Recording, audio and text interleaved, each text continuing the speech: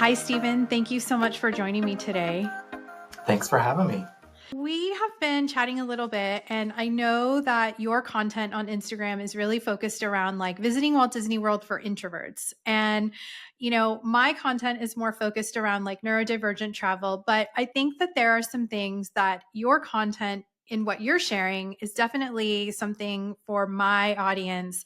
And I'm really excited to talk about like all of your favorite spots at Walt Disney World to take a break. And I know you just came back from Disneyland. So I want to dive into all of it. But first, I would love if you wouldn't mind like giving an intro and telling me a little bit about yourself and like how you kind of came up with this idea of this Instagram page and what led you to all of this. Yeah, of course. Yeah, thanks for having me. Um, yeah, it's interesting. There's kind of a crossover between introversion and different certain groups, and so it's kind of a great collaboration here. Yeah. But um, but yeah, so I live in Orlando. I suppose you can call me a Walt Disney World local. Try to get there weekly, usually.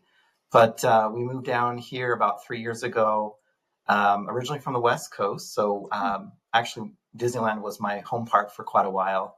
So we've got that going. And really, Dintroverts, it came about because I wanted to combine, obviously, two things that are near and dear to me: Disney parks, introversion.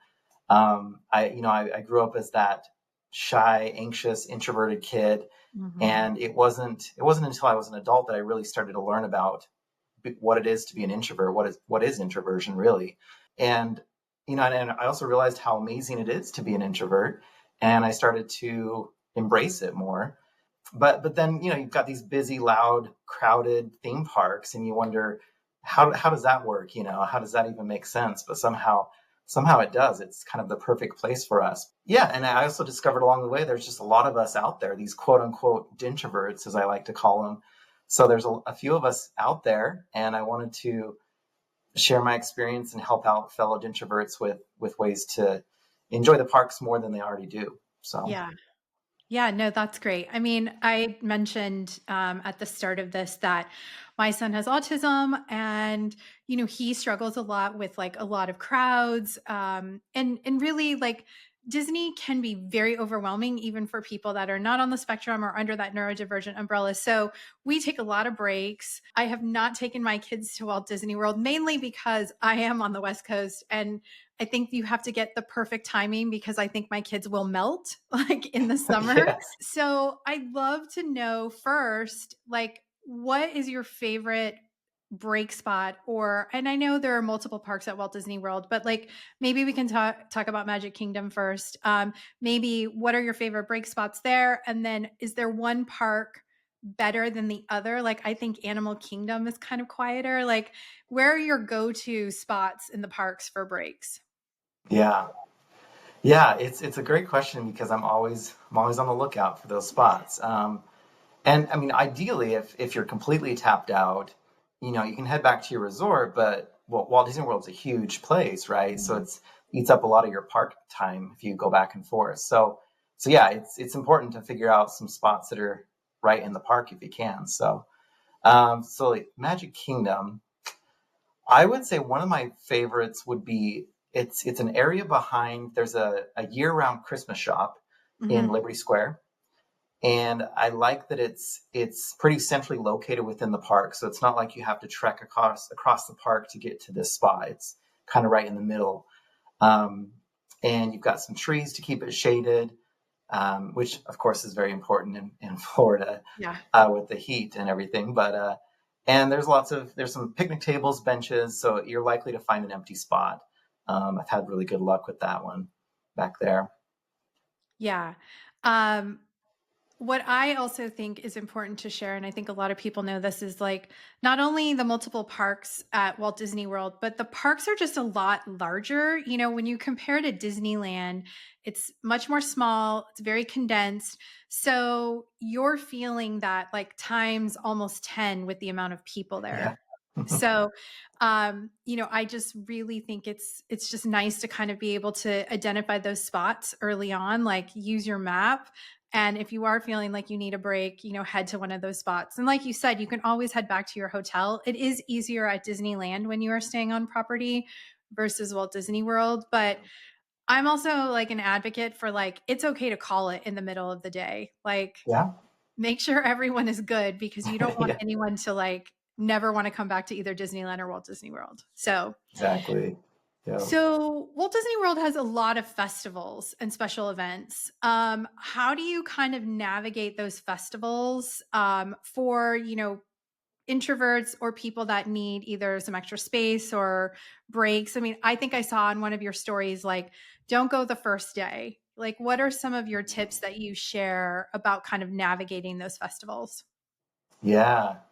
Yeah, and you definitely want to take advantage of the festivals, but they do bring in the crowds for sure. Mhm. Um, and I think you probably have noticed this at Disneyland, but it takes a little while for people to wake up and get going, and the parks don't fill in right away. So not everybody likes to rope drop, but I do think that if you can get up pretty early, get there early, that's probably the number one tip is get there early. Yeah. Um, and really for example, the Epcot festivals, um, that's key because most of the festival food opens around 11 a.m. So Hmm. as long as you're there and you get over into kind of closer to the World Showcase by 11, I mean you're the first group in there basically for the festival food. So maybe skip breakfast and have a or start an early lunch on that day, but um, definitely lower crowds that way. And then you also avoid the lines in the food and drinks. The booths get Yeah. popular, so you avoid having to wait in lines. But um, and really, I guess on the flip side, and maybe not necessarily for festivals, but if you aren't an early riser, I guess the other thing is stay out later if you can, Hmm. or like you said, take a midday break. It seems like if you can be early or stay out late, those are kind of those moments where the parks clear out a bit or they don't fill in at that point. So the last hour or two that the park is open can be a really good time to um, and it's cooler too. Once again, we keep talking about the heat, but it's true. Florida is rough, especially in the summer. So at Yeah. nighttime, of course, you don't have that sun blazing down on you. But and it works. The late schedule works well for Halloween party, Christmas party, after hours because people they buy their ticket, they last a few hours, but they don't typically last until the very end of the event. So Yeah. um, if those events have multiple shows or offerings, then you can wait for the later show and find fewer people at those pieces of the event. Yeah. So, a couple of things that you said that I think are important. So, we are a family that kind of like strolls in mid morning. We are not a rope drop family. We also Hmm. like to take a break, but we love to close down the park. Like, after fireworks at Disneyland, those crowds really are reduced, and all the Fantasyland rides, there's not a long wait. And, I, like you, I agree, like waiting to close the park down, you are getting, less people for sure. Hmm. And then, like after dark events, I haven't been in it at any at Walt Disney World, but at Disneyland, those events, you're really also bringing in reduced crowds there. So, there are some other considerations from a sensory standpoint. There's usually loud music and the lighting is different, but there are reduced crowds. So if you are planning a trip to Disneyland or Walt Disney World, like check out one of those after dark events, especially during the holidays. What about rides? Are there any rides that you maybe tend to avoid with maybe smaller queues or where you're feeling overwhelmed or just, I would assume like Tron and some of those like really popular rides, you probably have to time them right or get like a lightning lane. Otherwise, it can be like there's just a ton of people there. Yeah, and you can really help yourself with doing the lightning lanes, of course, to reduce the time in line. Um, the one thing I thought of wasn't even a ride. It's more of, I guess, an attraction of sorts. But and it's funny because yeah, it's not a ride, but it gives me the most anxiety of all the different possibilities. But it's a pretty creative, interactive attraction. But it involves audience participation where you go and sit. The monsters will interact with you. Mhm. But it's anything with audience participation, of course, is be a red flag for me. But but yeah, they come around with a microphone, they'll turn the Oh, camera onto you and they'll have you talk or act out something. And it's just, I don't know, maybe it's just me, but that's a big no for me. hard It's pass. yes, I just can't handle it. But yeah, so I that's not even a ride, but I just thought of that because it's one of those that I struggle with for maybe different reasons than crowds, but with Mhm. the audience participation. Yeah, and I think like timing those popular rides, it's like you were saying, either try to do them at rope drop, try to wait until the end of the night, to try to like have some of those cues thin out. So, yeah, I wouldn't consider myself an introvert and I don't like audience participation. I don't want anyone coming around to me with a microphone. And my son definitely would be like, no way. That would, Right. yeah. Yeah. So you just got back from Disneyland, and I saw in one of your posts like you had some break areas, in one of your carousel posts, and I was so aligned with you on all of those. And I'm wondering maybe if we can just chat through them and also how you compare like Walt Disney World and Disneyland from your perspective. I think that's also helpful. Yeah, I did just get back not too long ago, and I already miss it. It's a special place. I mean, it's there's just something different about it. Hmm. And of course you have the history. You've got the fact that Walt actually spent time walking around the park. There's nostalgic reasons there. It was the first Disney park I visited. It's just a charming park, I guess is a good word for it. Yeah. And part of it too is the size of the park, or I guess the two parks that we want to talk about both. But because Walt Disney World is huge, and it's kind of not to diss on Walt Disney World, but it has more of a commercial feeling. It's maybe not as authentic in a way for some Mhm. reason. It's very everything's on a grander scale. There's larger buildings, larger pathways, larger just open spaces. And Disneyland is more it's more intimate, more cozy. And I think part of that is the pathways are smaller, which can be a struggle for some. I know there's bottlenecks and crowd congestion Yeah. seems to be more of an issue at Disneyland. I've noticed. Have you ran into that, especially in the evening, probably? Yeah, I mean, it also gives me a bit of anxiety around fireworks time, especially like right there on Main Street. Oh yeah, I think that for people that haven't been to Disneyland, there is something about watching your first fireworks show in front of the castle, but we actually try to avoid that now. We like to watch in front of Small World where the crowds are reduced and we have a little bit more space and we can sit down and you're still getting those really cool projections. But it gives me a sense of anxiety when, I have two kids that I'm trying to make sure I'm not losing them. I mean, they are older now, but getting through that crowd of people, those bottlenecks, it's not a super comfortable feeling for me. And not just in front of the castle. There's even pathways, like going even to like Galaxy's Edge. Sometimes are a little kind of cramped. There's just little things, or especially like I said, I'm not a rope dropper, but if you are there during certain times, there are just a lot of people in Fantasyland between like Alice and Teacups. But to your point, there is a different kind of charm. I've been to Walt Disney World twice, and I think my perspective is I would agree with you. It is very commercial, but also it's very spread out. Like it's yes. hard to park hop. You're either getting on, if you're taking like a boat. I stayed at the Dolphin, so you could take that like little small boat to Epcot, or you get on a bus to go to like Disney Springs or one of the parks. I mean, it just takes some more time and planning for sure. And when you talked about your spots for breaks, so a couple of areas that I wanted to touch on that I think are important at Disneyland.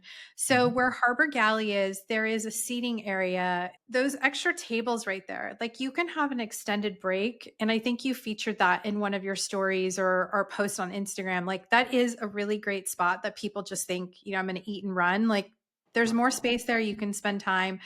My kids also really like to play on Pirate's Lair and Tom Sawyer Island and There you running go. through the caves.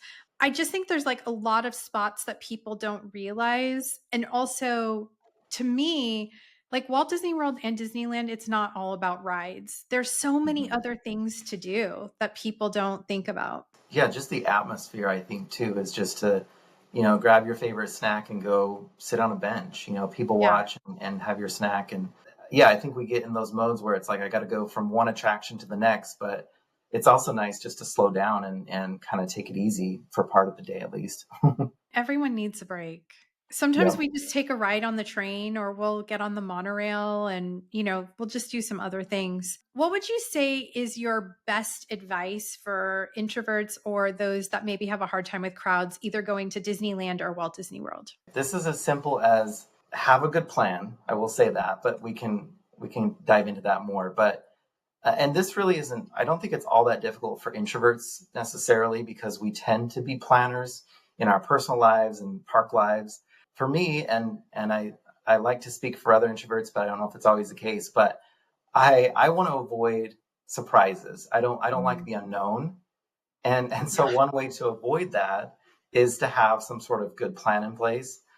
And if it's your first time, and maybe you're more of an anxious person, I do think it's good to, there's so many YouTube videos of rides or Yeah. areas in the park, so you know what to expect, especially if it's down to like, what kind of restraint are they going to put on me, or how does the loading and unloading happen, and just like simple park procedures sometimes I think certain people have a hard time with. Yeah. um, and so just planning ahead and knowing what to expect can really help ease some of that. Mhm. And just kind of mapping out each day where you'll be, what you'll be doing.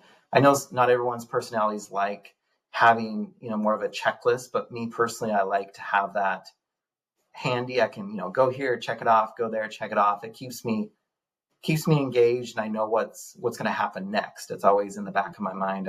I know what we're doing. I have a plan, but yeah, just kind of focusing on that one thing, but knowing what's to come. But and then too, I guess I should mention part of this too is, yes, have a plan, but also have some flexibility there, because there's there's a lot of things that can go wrong, right? And sometimes they're just minor things, but they can throw off that thought out plan. If it's Florida rains a lot, so all of a sudden you're going to have a downpour for a half hour, so plan for something like that. Or a simple headache comes into play, or you're just exhausted mentally or something. But it's good to have the plan, but also go into it with some flexibility, and don't let it completely unrail you, because your plan didn't quite pan out exactly. But that's Yeah. kind of my idea there. I mean, I think that it's important to set that expectation on the plan. Like with my kids, we try to have like a rough plan. We always mobile order food and pick up at Galaxy Galactic Grill, because you can mobile order, not in the park, get off the monorail, and your food's ready. We sit there and then we kind of strategize. We try to hit like 5, 6 rides, and it's a loose plan, but we always set the expectation. And my kids have been now we've been there enough that they get it. Like if a ride breaks down, we're going to go to something else. And Yeah. it's important to, like you said, have a plan, but be flexible and really set the expectation with everyone in your party, because things Hmm. happen, even at Disneyland. I mean, the weather isn't as unpredictable as I would say Walt Disney World, but rides break down, things happen. You can't control everything. So be flexible. Yeah, so I think that's really important. So, Stephen, thank you so much for your time. I Of don't want course. to take up too much of your time, but my final question is really like, where can people find you? Where can they follow along? And I think you're a travel planner, so if people want to work with you, what does that look like? Yeah, so I'm most active on Instagram. It's Mhm. just Dintroverts, so introverts with the letter D in front of it. So yeah, feel free to follow along on Instagram. I have my website, dintroverts.com as well. And then yeah, I do travel advising through KMV Travel. So you can find me through them. Yeah, just happy to share all the tips I can to the Dintroverts out there. Yeah, that's great. Thank you so much. I really appreciate your time and excited to follow along for more. Oh, thank you.